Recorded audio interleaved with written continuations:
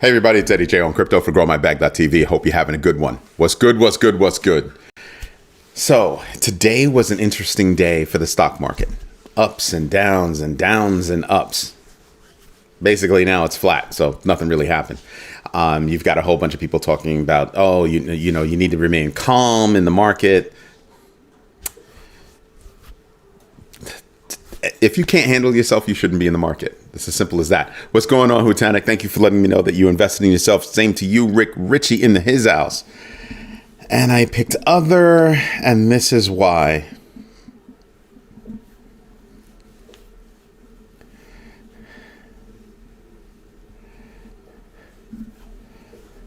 Okay, I see why. Circle is still moving forward with their $5 billion IPO plan, right?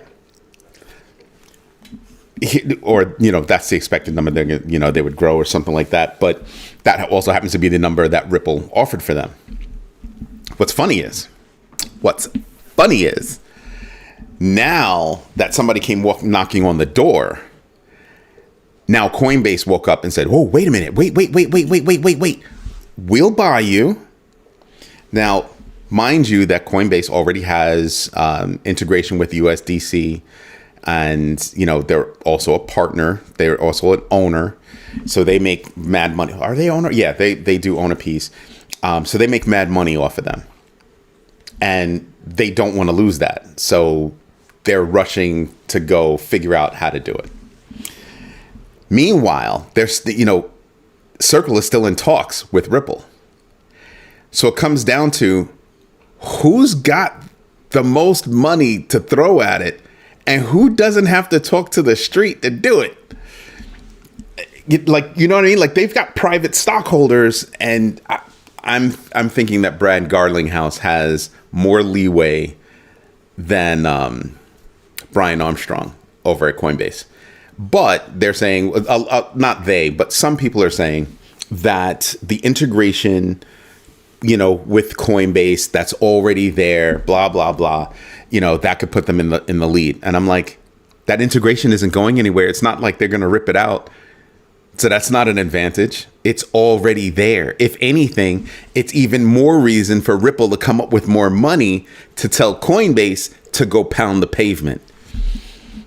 So listen, I still think that Ripple's going to wind up getting their hands on Circle. I don't think that Circle's going to wind up going IPO. Right? I just don't think they're going to wind up going IPO. I think that they're having serious conversations with both parties, and they're going to have to choose one. That IPO, good luck with that. Good luck with that.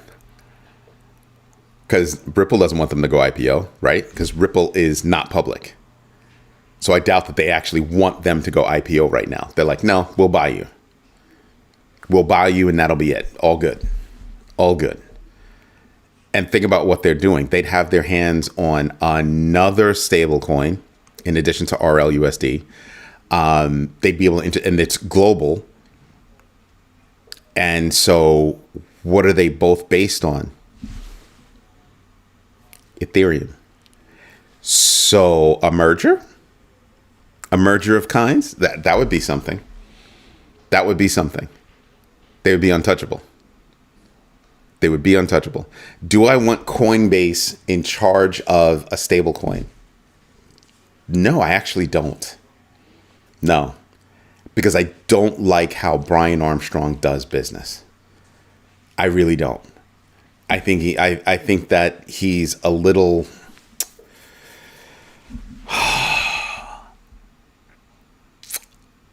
I think he's a little in need of more education in business. I mean, yeah, you could easily say that he's got more experience than me. That's sure. Okay. But in terms of his choices, I mean, just his public speaking, I'm just kind of like, you're focused so much on things that actually don't drive your company that you're talking too much crap that actually can affect your company from a publicity perspective, right? You want to offer people at Doge jobs, fast track jobs.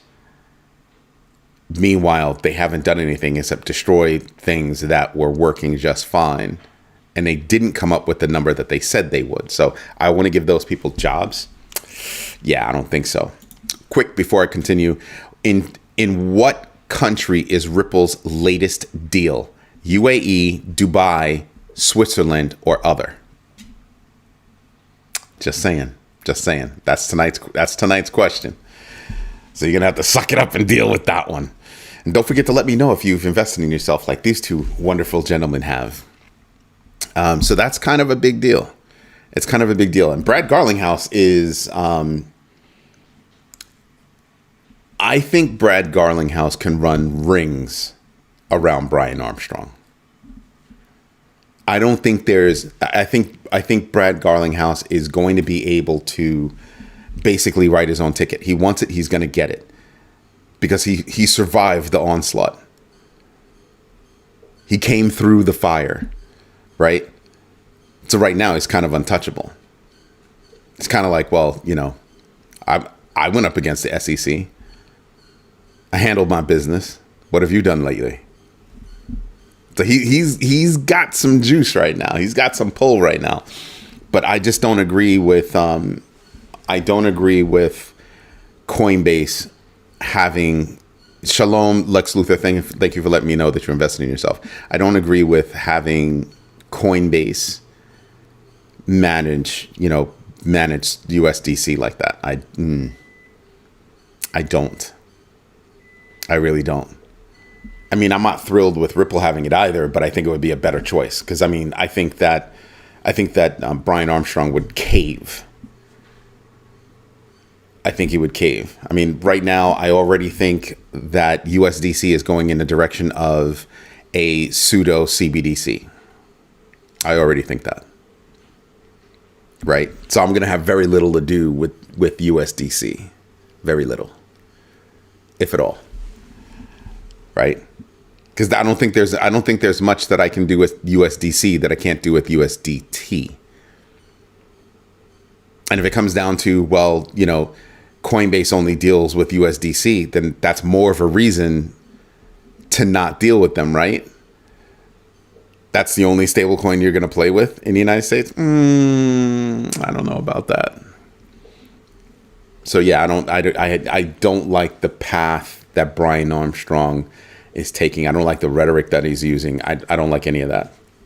My own humble opinion, not forcing it on you. It's just my opinion. Ethereum co-founder Vitalik Buterin is trying to figure out how to make running a node cheaper. One of the ways that you can make it cheaper is by saying we're going to limit the history to 36 days. If you limit the history to 36 days, you could have a bunch of people run personal nodes. The more personal nodes you get out there, what happens? That's right. The more personal nodes, the even more decentralized Ethereum becomes. Ethereum's been on fire. Ethereum has been on fire, right? Lamar Williams, I don't know what that means. 2 words, you need a sentence. I can't follow that, but welcome. What else do we have? We've got the European authorities have dismantled a $23 million crypto money laundering network tied to migrant smuggling and drug trafficking, arresting 17 individuals and seizing assets, with the EU considering stricter crypto anti-money laundering rules. Yeah, that means they've been watching that crew for a long time. For a very long time. You're leveraging Bitcoin 10x? Oof. That's... Good luck. That's pretty big. All-time high could come this week. Could. I don't know, though. And Hutanik, you can... I don't know what that means. So, yeah, no, I don't agree with that. I don't like that at all. NVIDIA is going to build a 10,000 plus square foot GPU AI supercomputer in Taiwan and open another headquarters in Taipei. The reason why that's a big deal is because so many companies are thinking about working, outside the United States. Apple's doing it, and the current regime has hammered Apple. Hammered Apple. Nvidia says something and nobody says anything. It's crickets. Now, mind you, having anything going on in Taiwan is a very big deal because China still has claims to Taiwan. I would think that you wouldn't want to build in Taiwan. That's a pretty ballsy move. So I don't know. That's not something I wonder about that. I really, really wonder about that. I don't know. I don't know. Then you've got U.S. proposes reducing bank capital rules, SLR, to align with international standards. What they want to do is bring us back to 2008. Do you remember what happened in 2008? Those are the rules that they're looking to roll back. The rules to prevent another 2008, they want to roll back. That ought to tell you something. That's scary. Or rumor has it that that's what they're contemplating. And it sounds about right. There were certain things that were promised during the campaign, specifically about banking. That sounds a bit right. We'll probably hear more about it in the coming weeks, but that sounds right. That would be scary. That would be absolutely scary. Now, it's Monday. You know that Strategy went out and bought some more Bitcoin.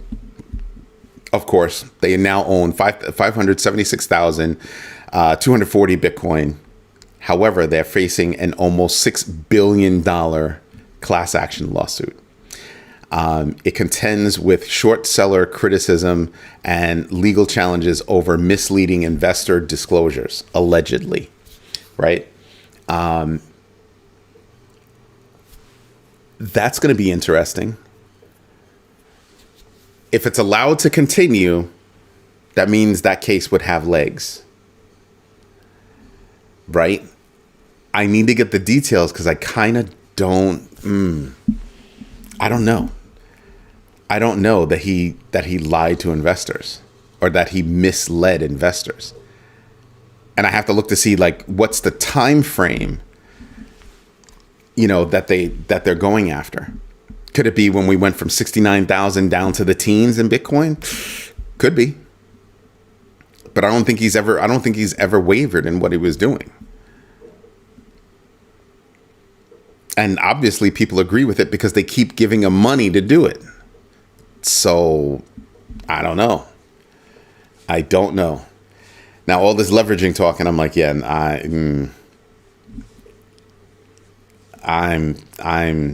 wow.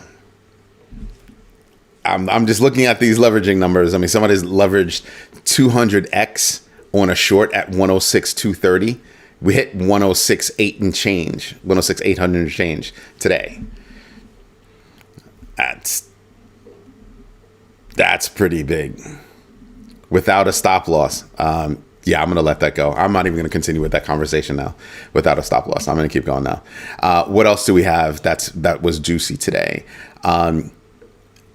ThorFi Recovery Group sues ThorChain for $200 million in losses from a lending collapse, urging creditors to join the lawsuit with legal support from McDermott, Will, and Emery.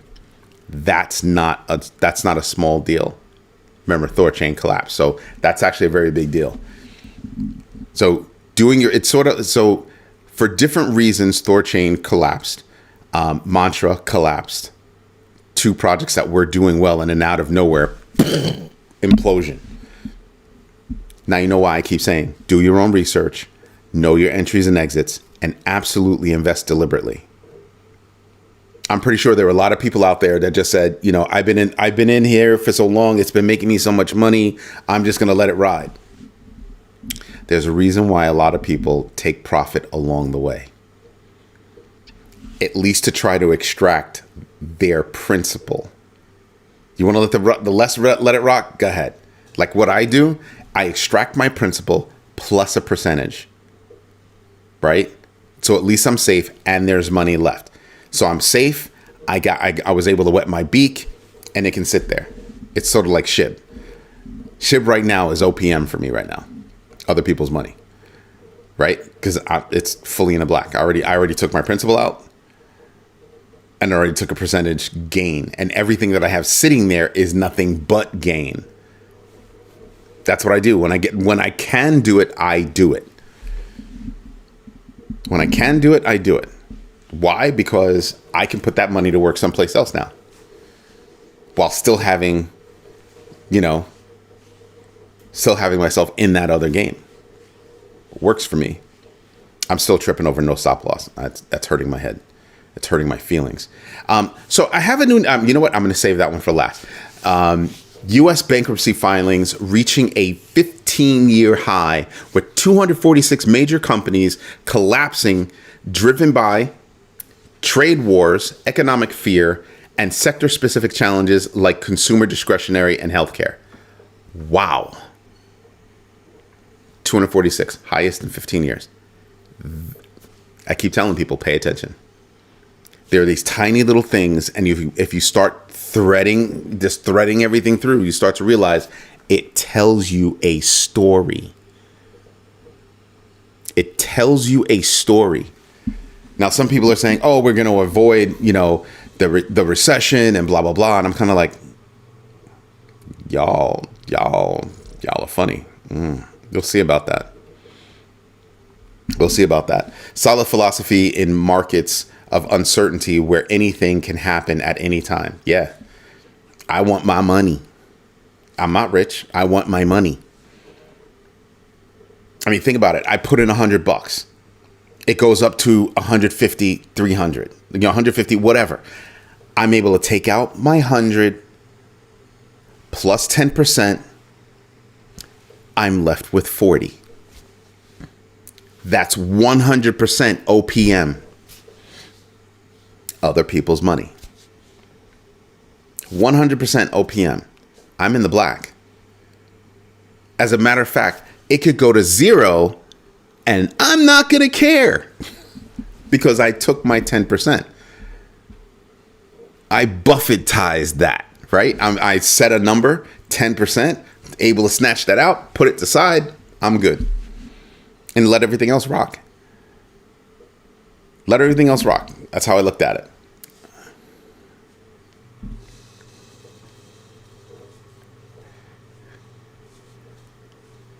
Yes. We personally thank you for letting me know that you actually invested in yourself today. Glad you were able to catch us live too. Ulysses, thank you. That's what's up. Is it moving up right now? Like right now? Don't mess with my feelings, man. Don't mess with my feelings. Bitcoin right now is at 106,396. No, it is not. No. Nah, bruh. Nah, that can't be. That cannot be. Is it? Dang. Because it was down. It was just when I started the show, it was down $1,000. It was down $1,000 when I started the show. Ulysses coming off the top rope with good news. That's what's up. That is what's up. What else do we have going on? Tom Lee said that stock dip that we had was a buying opportunity. I subscribe to that. I absolutely subscribe to that. I think there are certain stocks that you could get into and you'll be happy. All you got to do is do your own research, know your entries and exits, and absolutely invest deliberately. If you're paying attention, you can make moves when you see opportunities like that, because it was a quick opportunity. It was quick. Markets dropped. Markets were down in the morning in futures, and it started playing around like this throughout the day. And now in late, extended hours, it's basically break even. It's only a little bit higher. So break even. Yo, Ham's house into his house. ETH has been moving nice. It has been moving nicely. I mean, the difference between, it's at 37. The distance between Bitcoin and Ethereum has gotten smaller. If you look, I meant to say this morning. If you look at Ethereum At the 60-day mark, it's moved better than Bitcoin. 30-day mark, better than Bitcoin. 7-day mark, almost on par, slightly below. 24 hours, better than Bitcoin. 1 hour, better than Bitcoin. Just saying. Momentum is there. Momentum is definitely there. Do I think that Ethereum is going to hit a new all-time high? If I think that Bitcoin is going to hit an all new high, I definitely think that Ethereum will too. Just not in the same time frame, right? Not in the same time frame, because the all-time high is almost $5,000. So it's got to do better than that. That we're not there right now. We're not there right now. But will we be? I think so. And Rick Ritchie, I'm sorry. Thank you for confirming that. I mean, I saw the number and I was like, I just couldn't believe it. Like, really? So imagine if we can actually do that. And by the way, everybody, I'm not in the greatest of moods today. I'm really not in the greatest of moods today. Why? Because, here I am trying to do my thing, grow some food, and these little freaking critters came around. They ate my cilantro. They ate my dill. They ate my spinach. They ate almost everything. At least the roots are still in. Maybe they'll come back to life. But man, am I mad. I'm so mad. Because this morning, everything was fine. Everything was big and beautiful. I had a lot of spinach. Leaves were like getting that. And then, yeah. So my feelings were hurt. Again, tonight's question. In what country is Ripple's latest deal? UAE, Dubai, Switzerland, or other? And I can tell you, it's a good answer. It's a very good answer. What else do we have? UK crypto firms must comply with CARF rules. Let me see if I know what CARF is. Let's go down here. Bear with me. CARF, Crypto Asset Reporting Framework. Okay.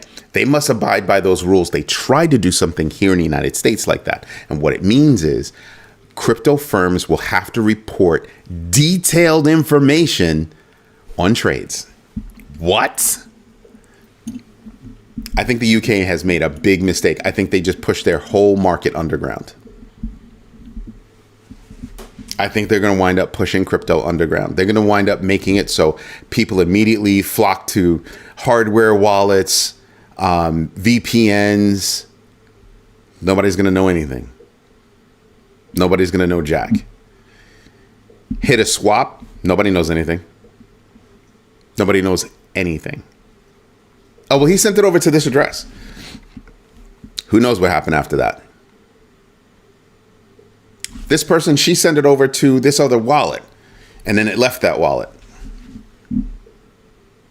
It got swapped. For what? Meh.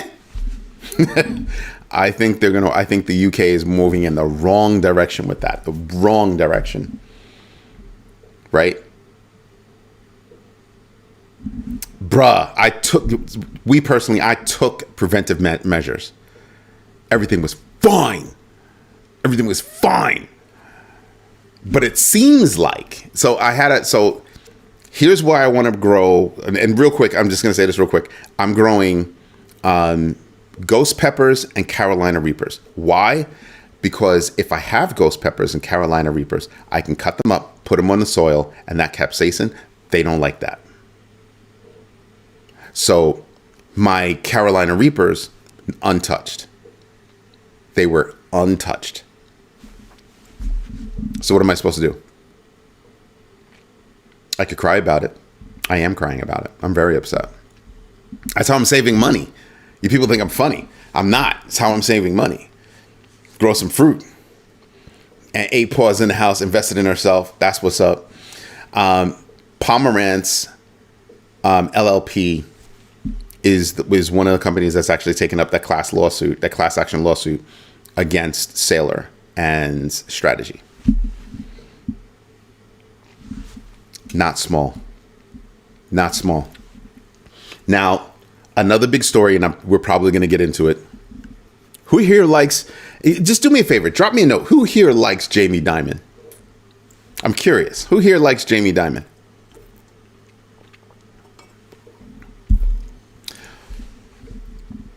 Come on, people. You can let me know. Who here likes Jamie Dimon?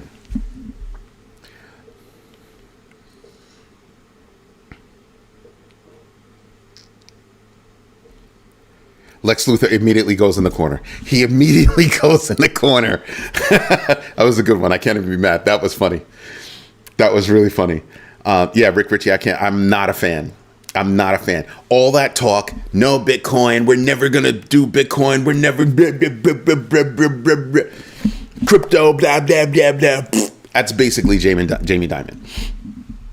So you mean to tell me that you're the big bad boss of JP Morgan and JP Morgan is all over the place with their crypto? They've got stupid things going on with crypto. Like what? And you're going to sit there and you're going to trash talk crypto. But your company is doing all kinds of things with crypto. Okay. Yeah. I find that to be funny. JP Morgan allows clients to buy Bitcoin despite CEO Jamie Dimon's skepticism, reflecting rising institutional demand and aligning with the bank's blockchain initiatives. He said he's going to retire within the next 5 years. I'm going to ask you something. Do the moves that JP Morgan is making now sound like Jamie Dimon is actually in charge?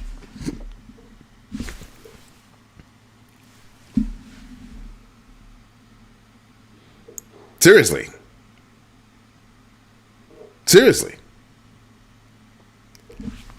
Just, I do take what he says in consideration when it comes to certain things. He's saying the S&P 500 is going to, so I don't know if I trust that one. But that's not my problem. My problem is that has he been misleading everybody by talking out of his face that way while his company is doing things that way? Right? And I don't think anybody's going to call him out on it, but I mean, listen, you've been talking so much crap about crypto, but then your company creates JP Coin. They created Onyx, which changed its name to Kineticus or some crap like that. And now you're doing DeFi deals, working with Chainlink.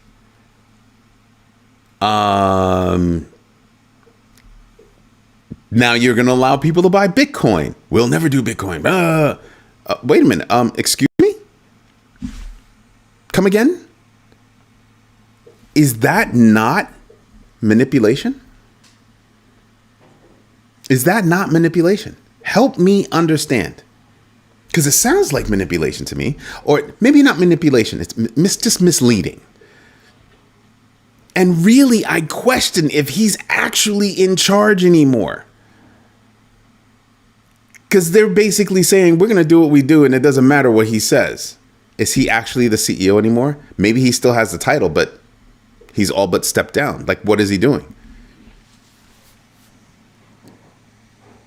What is he doing?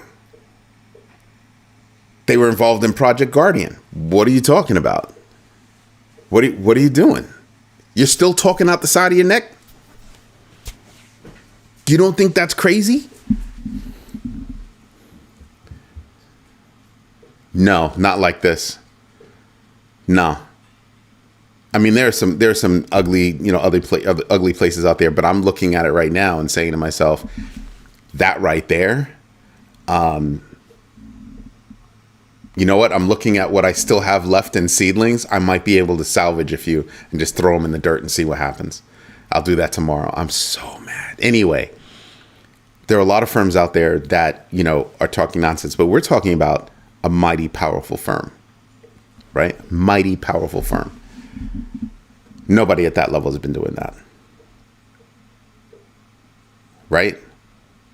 Larry Fink came around and said, hey, I was wrong. That's not what he did. He's not saying he was wrong. He's not saying he was wrong. The company is doing what it wants to do while he's still spewing whatever.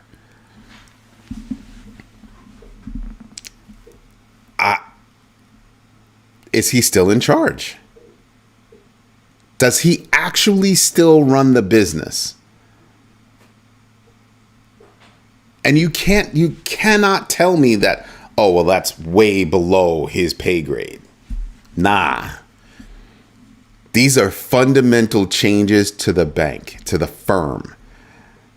You cannot tell me that a real CEO would not be involved in that or gave his nod to it or whatever if they were actually still involved.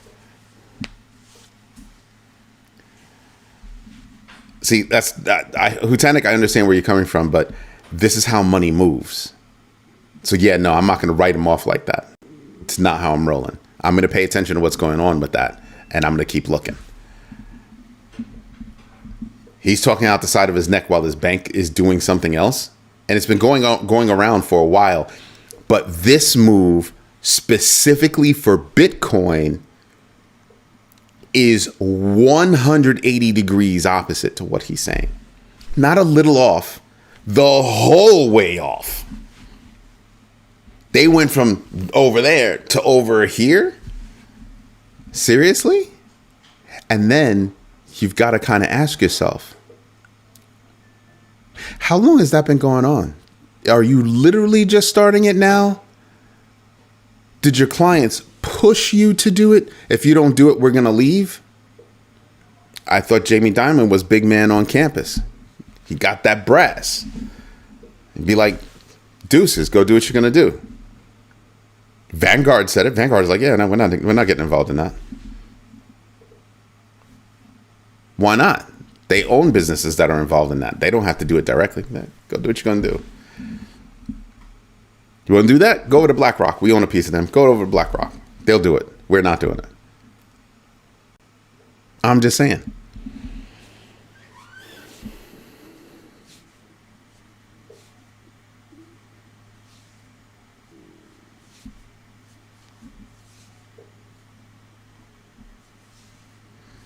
Oh, wow. 8 pause. What? Winnebago is laying off some workers in Iowa. One RV manufacturing plant is there. She still has to do her own research on it. But I bet 1BTC those folks work in the factory. Wow. And that goes to the point that I heard earlier, right? That was it 246 or 256 companies have filed for bankruptcy, the highest in 15 years. That's what's up. That's what I'm looking at right now. Hold on, where is that? I want to find the number. Yeah, 246 major companies collapsing. So imagine.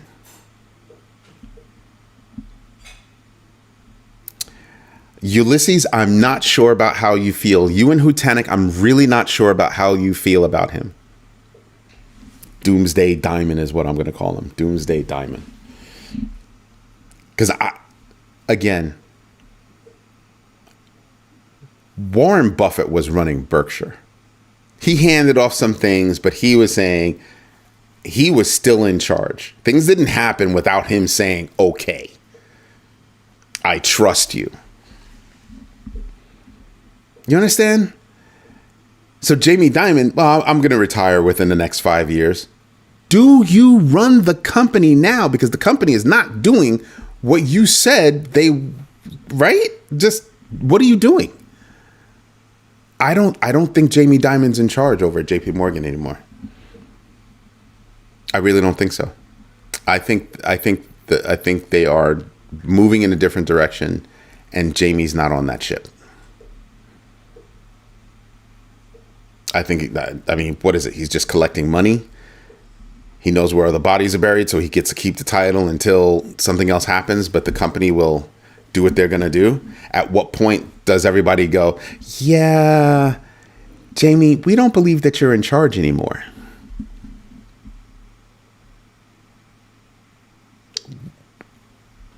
That, think about that. I mean, he's another untouchable guy, but I mean, when your company goes to the exact opposite of what you're talking about, that kind of shows me that you're not running that company anymore. That business is no longer yours. That's nuts, but I think those are the facts. I think that's what we're dealing with right now. Because how else would they be? Oh, we're gonna let customers buy Bitcoin. No, you're going to offer them that, because if you don't, they will leave. And the customers that you're talking about probably have a lot of money, and you don't want to lose those assets under management, that all powerful AUM. So yeah, that's insane to me. His no crypto approach did not go like he thought. Yeah. But so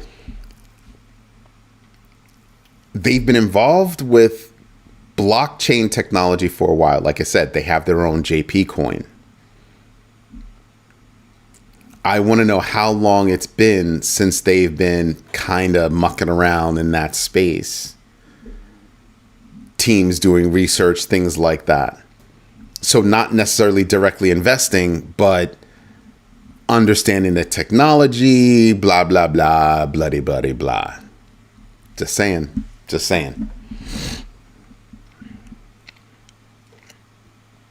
Lex Luthor, you're definitely in trouble with that statement. You're absolute. Nope. You would trust them to clean up? That's disgusting. I can't. No, sir. You go take a seat. Shh. You go take a seat in the corner. Shh. By yourself tonight. I wouldn't trust him with that. I would not trust him with that. Because Gary Gensler is another one. Mr. 180. Mr. 180. Yeah, no. We're looking at so many different people and wagging our fingers at them. But meanwhile, somebody like Jamie Dimon can say, we're never going to do this, we're never going to do that, we're not doing this, we're not doing that. But they're so deeply involved, or their companies are deeply involved. At what point do you stop and go, damn? Right? At what point do you stop and just go, ooh, can't believe in that one. Cannot believe in that one. And I wonder, who else? Who else? I don't know. I don't know, but that one's big. That one's really big. So I am paying attention. How deep do they go? Because when a company like that makes a move, they make an announcement that we're going to do something. That means they've done a whole lot of research before that. They've put a lot of time and effort into it before that. Just saying. So yeah, I'm paying attention to that in a major fashion. In a major fashion. What else do we have? Question of the night. In what country is Ripple's latest deal? Because we're probably going to want to talk about Ripple a bit. UAE, Dubai, Switzerland, or other. The latest deal is actually UAE. Rick Richard, you were close. The latest deal is actually UAE. And I will say this. What makes me pay attention to that is that Ripple's making big moves. Really, really, really big moves. And I think people have forgotten that Ripple had a lot of institutional connections when they got started. A lot. They were already in bed with a lot of companies. And then the suit came and everybody had the backtrack and retrace and all that good stuff. That was in the United States. That was in the United States. I told you before that a lot of Ripple's money comes from overseas. Can you say wow? And then with, approaching 100 billion in the bank, to be able to go do whatever it is they want to do, Ripple could be on a tear going out there and buying different companies. That right there could be nuts. That could be nuts. And that's why I think that move is very important. I think at some point people are going to start looking at them and kind of go, yeah, what they're doing is huge, right? And they're doing it all over the place. They're making global moves. You want to know what other company I pay attention to? Kraken. I pay attention to Kraken. Kraken's making moves as well. Right? So what I'm saying is pay attention to some of the movers and shakers, not just the little things where you can make money. And for those people that are leveraging, please be careful. Please, please, please be careful. I hope you win. Don't get me wrong. I hope you win, but please be careful. Right now, we're in such a volatile space. More power to you, but I can't leverage in a space like this. No matter how much money it is. I just can't do it. I just cannot. To be able to say, I can let that money go. Maybe I get lucky. Maybe one day I'll wake up and I'll go, you know what? Let's take this $100 and go leverage a little something. But I can't put my finger on anything that says that's going to work. Like how I can do the charting. I cannot do the timing. I can tell you in a grand idea how I feel that something is going to go down or up, but the timing can just be a little off, and leveraging, your timing better not be off. Miss it by a day, miss it by a year, doesn't matter. You missed it. That's what I try to pay attention to. Anyway, everybody, this is Eddie J on Crypto for GrowMyBag.tv. I'm hungry. I need to eat some dinner. I normally eat before the show, but I haven't eaten yet. I'm kind of hungry. I'm a little frustrated that these little critters got to my food. You should be crying for me. You should be crying for me. But really, thank you for your time. Thank you for your patience. And as always, thank you so much for your trust. Everybody have a great rest of your evening. Bye-bye.